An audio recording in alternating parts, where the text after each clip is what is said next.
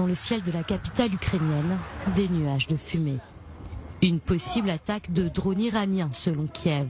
L'ennemi attaque la capitale. À ce stade, 9 drones ennemis ont déjà été abattus dans l'espace aérien de Kiev. 3 alertes auraient retenti. Objectif, mettre la population à l'abri. La veille, c'est le centre de la ville de Kherson qui a été pris sous les bombes. Un scénario qui se répète depuis un mois, date de la reprise de cette ligne de front stratégique par la Russie.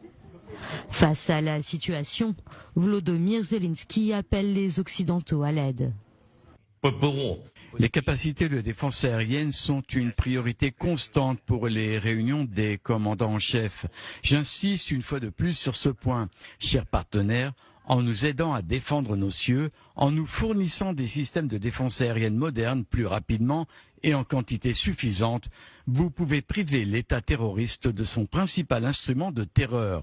Ce serait l'une des actions les plus fortes qui permettrait de hâter la fin de la guerre. La Russie devrait prendre des mesures pour mettre fin à l'agression, alors qu'elle ne serait pas en mesure de poursuivre ses frappes de missiles. Le président ukrainien est déterminé à se battre, notamment à Bakhmout, l'un des fronts les plus violents du conflit.